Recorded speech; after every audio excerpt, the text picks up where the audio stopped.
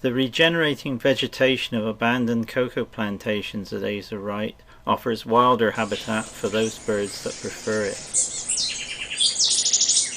Although the green hermit will come to feeders, it probably prefers real nectar. Hermits are frequently associated with heliconia plants.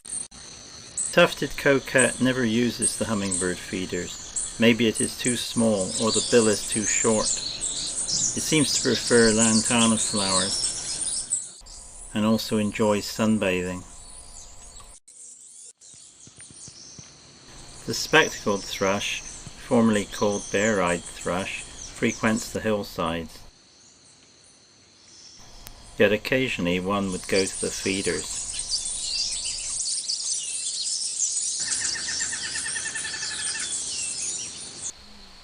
Further away from the lodge, the birds have their own wild food sources. Here is the rufous-breasted hermit. Note that it does not have the long central pair of tail feathers, as we saw in the green hermit.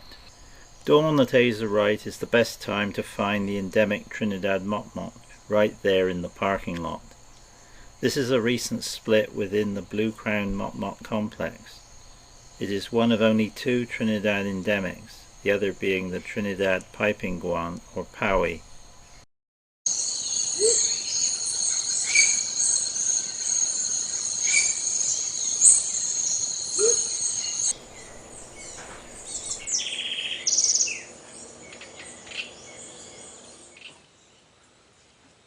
This tropical mockingbird seemed to be after the ant eggs or pupae, but why were the ants moving them in the first place?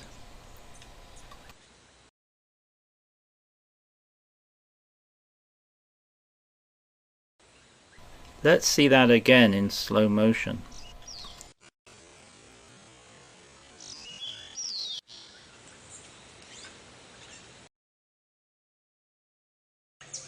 Frequently a pair of barred ant shrike was seen in the garden.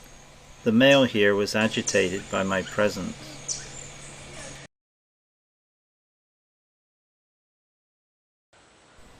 The veranda overlooks a forested valley which drains southwards from the northern range. The Discovery Trail runs from the lodge down to the bottom of this valley. On the trail one can find some shy bird species like trogons, manakins, thrushes, and the localized bearded bellbird. Bearded bellbird is classified within the Cotinga family. The males can be located by call, but are often well concealed in the mid-canopy and difficult to see.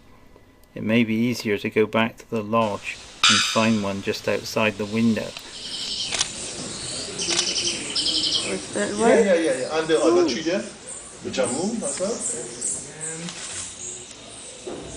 Oh, it's got a big mouth.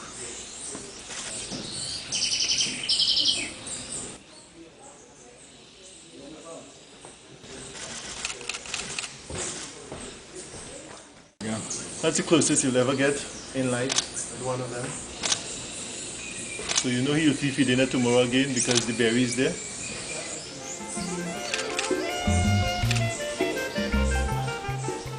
It's a good lunch.